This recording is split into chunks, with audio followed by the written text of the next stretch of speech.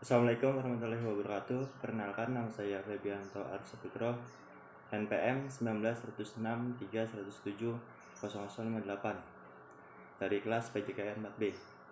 Baik, di sini saya akan menjelaskan materi tentang biomekanika olahraga akuatik.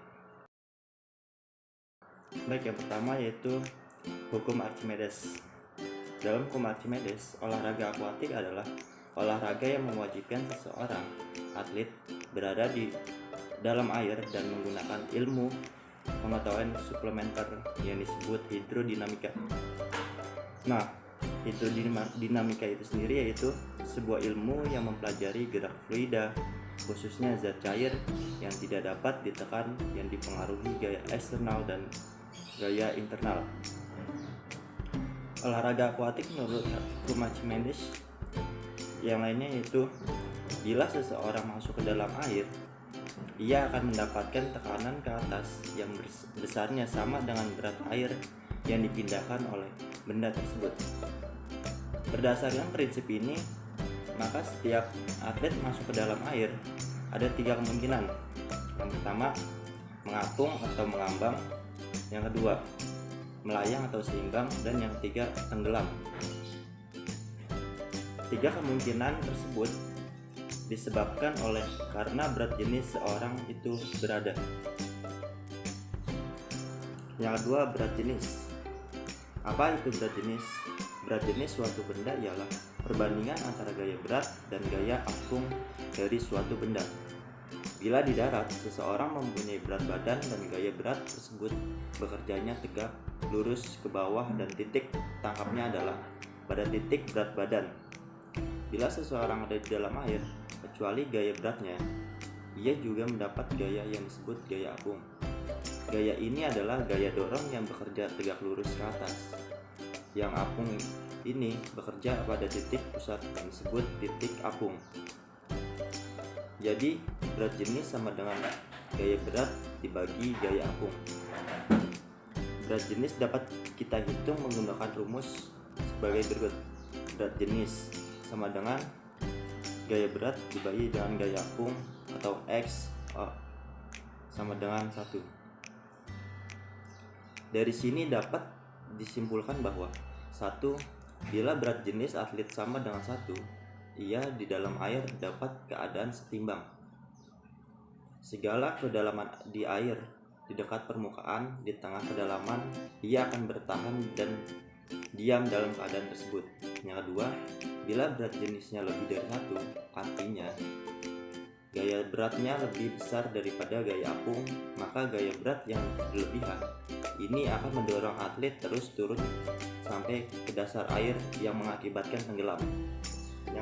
Yang ketiga, berat jenis kurang dari 1, artinya gaya beratnya lebih kecil daripada gaya apung, maka gaya apung yang berlebih akan mendorong atlet ke atas sampai muncul ke permukaan yang mengakibatkan terapungnya seseorang atau mengambang. Perbedaan berat jenis pada perenang disebabkan oleh perbedaan postur dan perbedaan komposisi tulang otot lemaknya. Atlet yang gemuk berlemak cenderung beratnya jenisnya kurang dari 1. Atlet tersebut dapat dengan santai tiduran di permukaan air. Sedangkan atlet yang cenderung beratnya jenisnya lebih dari 1, ia harus selalu bergerak di air apabila dia tidak ingin tenggelam. Titik berat dan titik apung.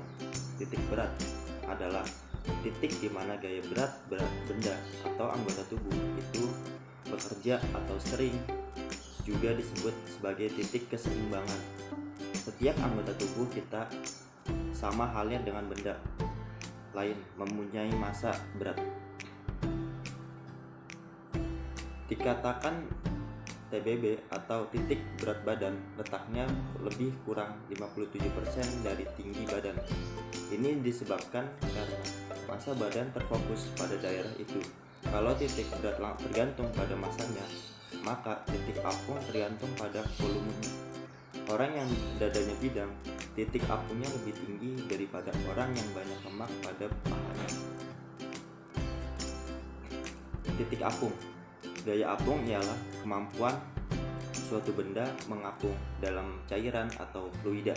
Nah, fluida itu sendiri tadi sudah dijelaskan, yaitu merupakan cairan atau zat cair pada suatu bidang. Fluida sendiri adalah merupakan zat yang dapat berubah-ubah.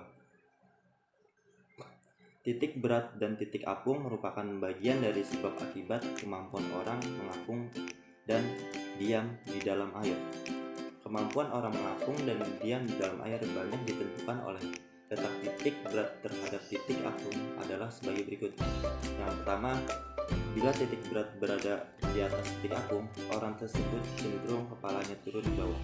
Yang kedua, bila titik berat sama tinggi atau berimbit dengan titik apung, orang tersebut dapat terapung dengan datar atau horizontal. Sedangkan bila titik beratnya berada di bawah titik apung, orang tersebut cenderung kakinya turun ke bawah. Perkembangan teknik berenang. Dalam waktu terjadi eksplorasi dalam suatu usaha meningkatkan efisiensi dan efektivitas pada teknik berenang dengan jalan. Yang pertama, menghasilkan gaya propulsif yang sebesar-besarnya. Gaya propulsif sendiri yaitu gaya produktif, yaitu gaya force yang menghasilkan gerak laju ke depan.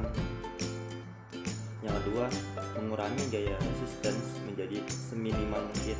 Nah, gaya resistance yaitu merupakan suatu hambatan gerak atau drag. Kalau kita melakukan kilas balik historis dalam dunia renang, asas dari gaya tadi perkembangannya terhadap sebagai berikut. 1. Masa alamiah. Yang kedua, masa tradisional.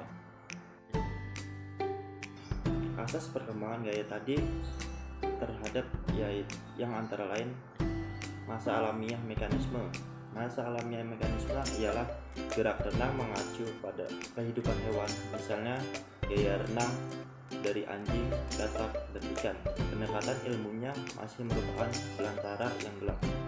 Yang kedua, masa tradisional mekanisme, yaitu gerakannya berada pada pertimbangan empiris. Manusia sudah terbiasa di darat, dan kalau bergerak menolakkan kakinya pada tanah, di air analoginya yaitu juga menolak pada air sedangkan mendayung, seperti mendayung.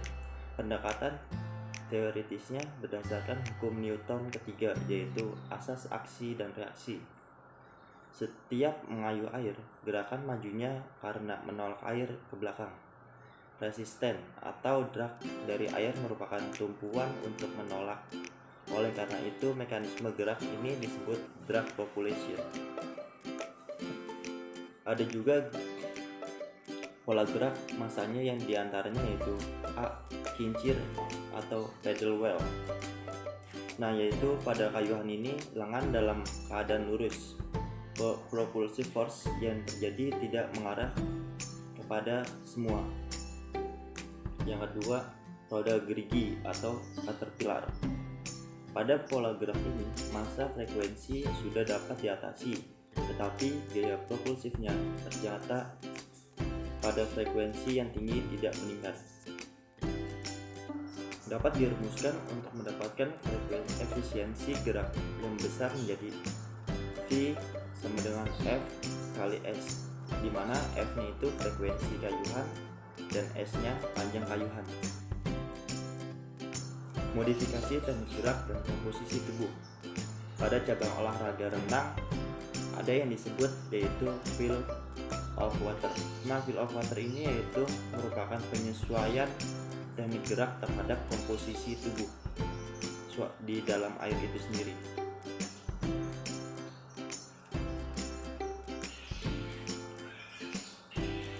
Yang pertama, bila badan terlalu besar, harus dicari mekanisme gerak sehingga gaya yang dikerahkan menjadi lebih ringan.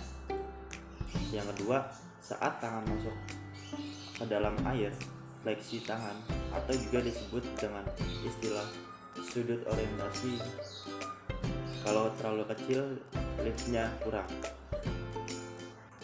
Dalam field of water, di sini pula peranan seorang guru atau pelatih untuk mengetahui dari seorang siswa itu sendiri. Melalui program latihan fisik, komposisi tubuh dapat diperbaiki sehingga menghasilkan proporsi yang khas menurut cabang olahraganya, seperti cabang olahraga renang. Komposisi tubuh. Yang pertama, bila badan terlalu besar, harus dicari mekanismenya gerak sehingga gaya dikerahkan menjadi lebih ringan. Yang kedua, saat tangan masuk air, fleksi tangan atau juga disebut dengan istilah sudut orientasi. Kalau terlalu kecil, liftnya kurang. Sebaliknya, kalau terlalu besar, tenaga yang dikerahkan terlalu besar atau terlalu kuat. Sekian penjelasan materi dari saya tentang biomekanika olahraga akuatik. Kurang lebihnya mohon maaf. Wassalamualaikum warahmatullahi wabarakatuh.